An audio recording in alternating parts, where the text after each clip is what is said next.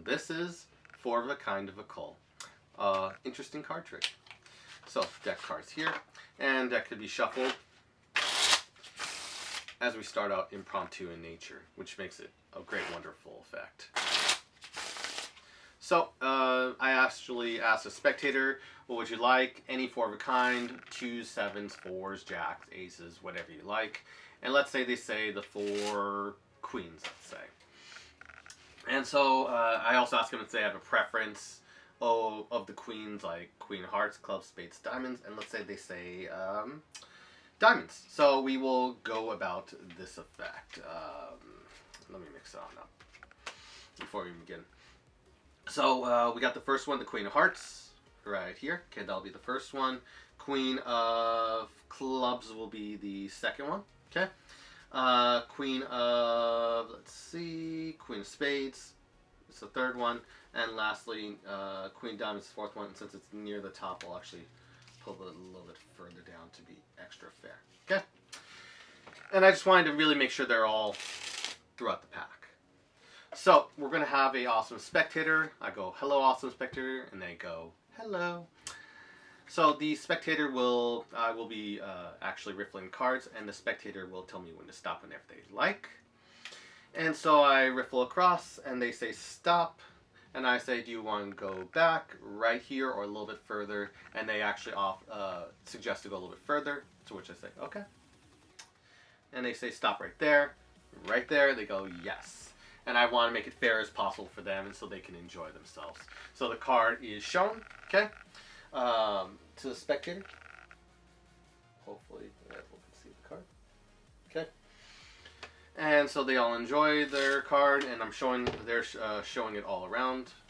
And the card will be tossed back, say, about here.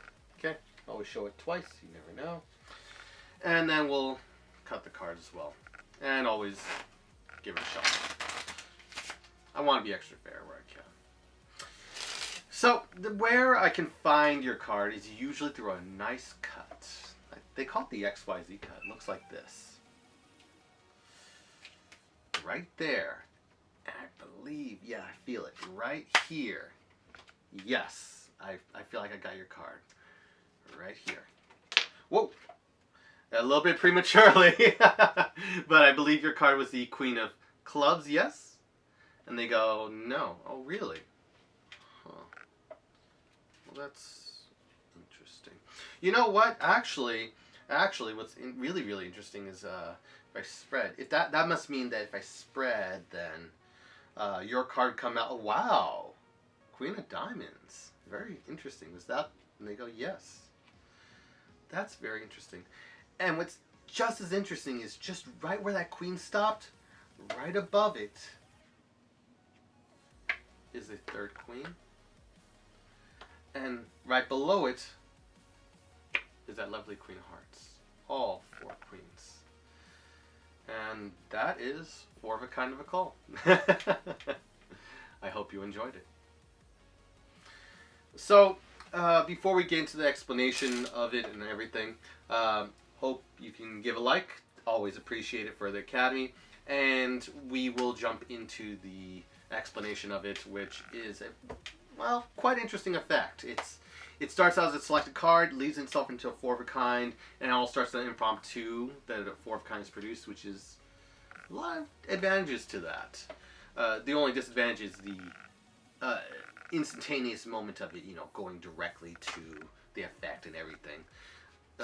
As would be with setup, but it's a more casual effect, and I like it. It's wonderful. It's something I would use regularly. So, cards start. I'll shuffle, and you will need to know how to cull. And in the case you don't, I am making a rare little spread cull video on culling one card. Does not. I can't give tips to multiple cards on tips on how to do that. It would lead into the Roadrunner Cull by Kultsia Kinlock, and I really respect his work. So if you want to learn how to cull multiple cards under any situation and be really, really lazy in your card magic as I am, and I love doing that, there will be a link below so you can check out his DVD. And it's how I learned to cull. So And considering how I was never able to cull before, I've tried everything else. Colciente did a really good job, and I'm really proud of him. Not sponsored. So, we are going to be culling 4 cards, and it's whatever this spectator calls out. So, let's say, you know, you actually start off by mentioning to them, name any 4 of a kind, and they don't understand, most, like 95 to 98% of spectators do not understand what that means. So I suggest to them 4s, 7s, jacks, queens, whatever you like. And I usually maybe do a spread, not necessary, but just to give them a suggestion of looseness. And then they say whatever they want, 8s, let's say. You going for the 8s? Great. And you have, and I want to have, if you want to have a little bit of fun with them, you could even ask them which one they prefer the most. And then they say 8 of hearts. So as soon as they announce their favorite one, and this is a great moment, just casually go through the pack, and I see the 8 of hearts right here, and I get a couple of cards above it, so like 5, 6, whatever you can. If you can't do, you know, it's understandable, but you just don't want it exactly on top. It would seem too obvious, so I just get a couple cards, and I just cut them to the top before I even begin. So this will be the last one to cull, and this will be the one that's most on top, which we're going to force in just a bit. So, we start by saying, okay, I want to show you all the 8s, and you want to be casual as you show it to them. And I'm just doing the Roadrunner Cull by Kimlot, or Spread Cull, whichever. I show the first one, the 8 of diamonds, okay, and I go in and I cull it. Just keep on spreading, and then I show the second one, and then I go in and I cull it again. And I openly show all of them. Well, the 8 of spades is near the top. In this case, you can show that they're both close together, so then you can put that 8 more towards the middle. Okay, and then you can reverse spread as long as you can maintain control over these 2 culled cards. Okay, so far we can, and you got a lot covered. If you feel that you may be flashing in the cull, so let me actually re-cull it right here so I can show a better point. If you feel that you may flash at any point, 2 tips. 1, lower your spread cull, and I know it may be harder in a table situation, and the other is to add cover, which could be to casually upjog a couple cards as you continue culling, so it gives you that shade for the card trick. Anyways, so now we've got the 8 of spades right here. We're culling it as the 3rd one, and then the 4th one is the 8 of hearts. And I'd always do a little ruse, which I say, since it's close to the top of the deck, I tend to put it a little bit lower, and then openly put it a couple cards down, and then spread to it as you are about to push it in. So as you do that, then cull it out. It's funny, you go out of your way to seem fair, and then you just cull it out anyway, which is quite hilarious. From there, then we show everything. We show nothing's on top. I even maybe do a little gesture on the top card, in this case the 5 of hearts. And then I square everything up as I turn over the pack, and then square it up again. And this leads you to the point where you've got all 4 8s on top. And again, the uppermost one being the one they wanted, which we had cut in the beginning, the 8 of hearts. And now we can force it. And you can force it using any method you prefer. You know, maybe you can do a swing cut and do a dribble force and force it. I don't even exert any effort into it. I just prefer doing a little riffle, which is I riffle across the cards, and they tell me when to stop whenever they like. And they say stop. And again, this is like riffle force, but even easier. This is the rollover force, where I first learned it through Oz Perlman. I can't remember which DVD. I think it was the Born to Perform DVD. Can't remember. So what we're doing is we start riffling, and they tell me to stop. They say stop. Okay, and you could do one of 2 ruses. The classic ruse being, do you want to change your mind, or do you like the mind you have? And they say, I like the mind I have. And you laugh with them, you don't even look at the cards, and then you just casually let fall in the fingers, flip it over, and then deal the card out. The force card being the 8 of hearts. Another one could be that you riffle the cards, and excuse the background, there's sweeping going on. As we riffle across, Then we can say, do you want to go a little bit further, a little bit back, or right there? And it could be extra fair. And then in this case, the misdirection would be, I want to be extra fair where I can. And I look like I'm extending myself, casualness, and then they look up casually because you're being innocent and there's no tension here. And then you relax and then you do the move and you force the card. So in action, it would look like this. So we'll stop, okay. Do you want to go a little bit further, a little bit back, or right there? A little bit further, okay. They say stop right there. Okay, and I just want to be fair where I can, you know? And go for it, pick your card. And even though there was a huge discrepancy in the piles, the casualness blows over all of it. And that's kind of the power of misdirection, which is so great. So they got the force card, the 8 hearts.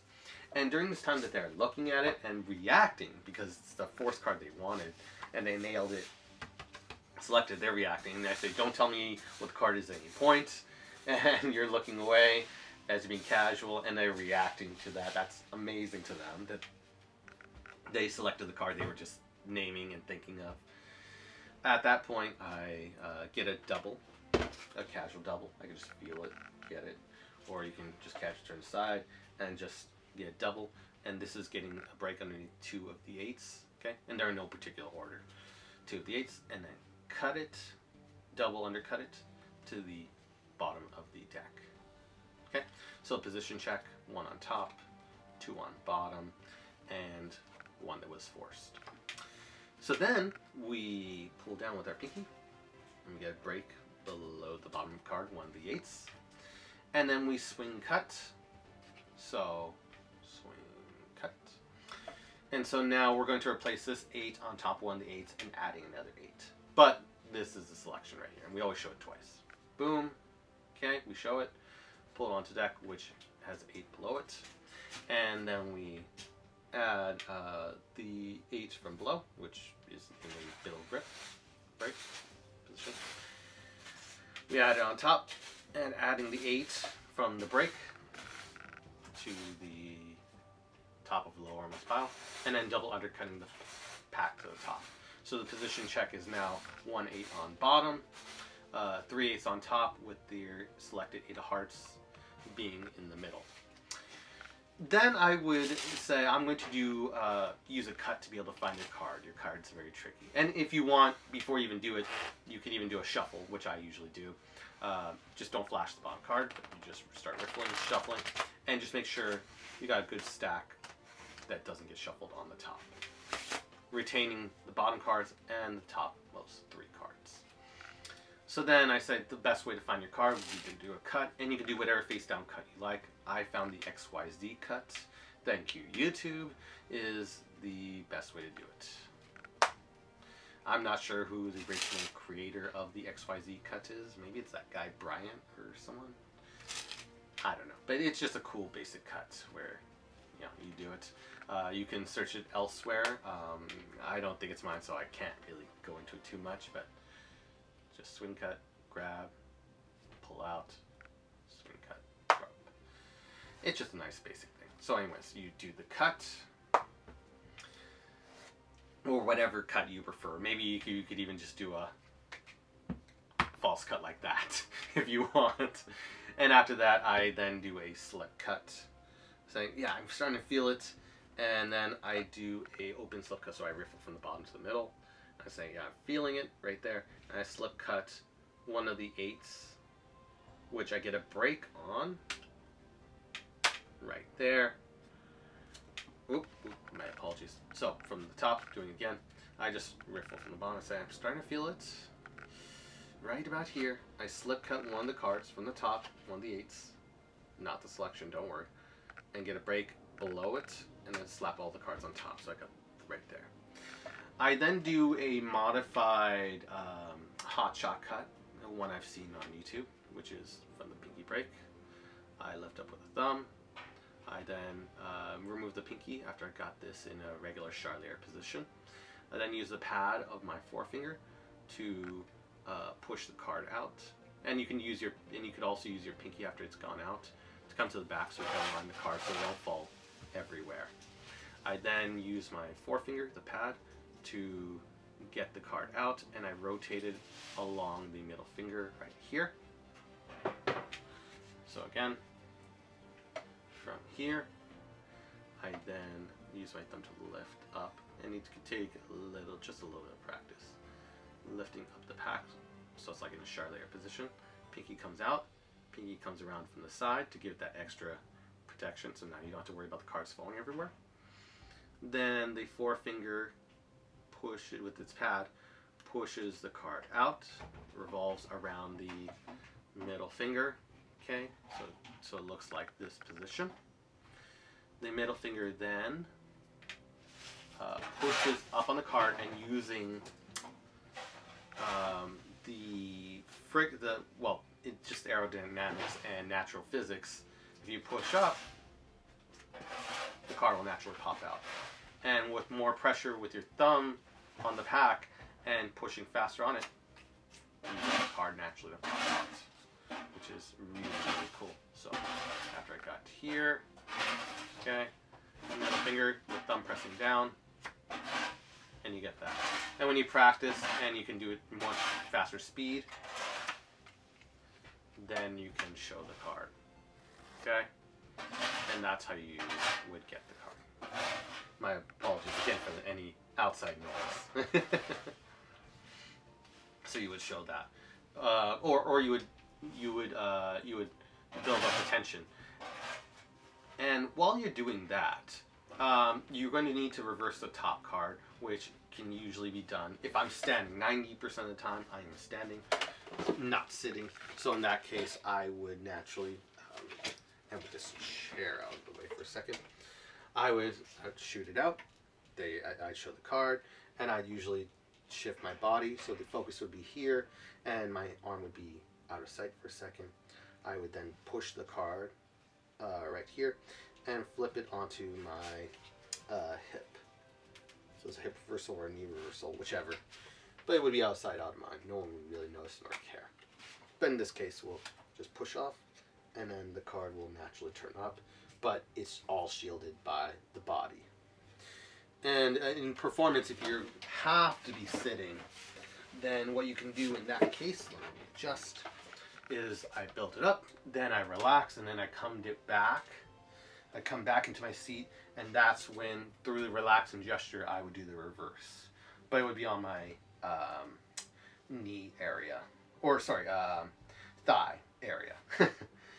Then you can show the 8 of clubs right there, and you ask if that's their selection, to which they answer no. And while they're answering no, you would cut one of the reversed 8s.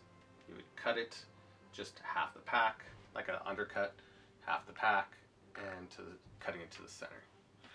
And one thing I should be mindful of is we work on trying to be subtle about it, because I know you in performance I kind of it's a indirect, it's subtle, but one of the 8s will be here and you don't want to flash it. So when you do cut the pack, one thing I suggest, because I'm learning from it, is you want to try to cover the index of the 8. So as I cut it, there you go, no, and so I'm making sure my first 2 fingers are covering that index, so you don't have to worry about them saying, hey, I see one of the 8s.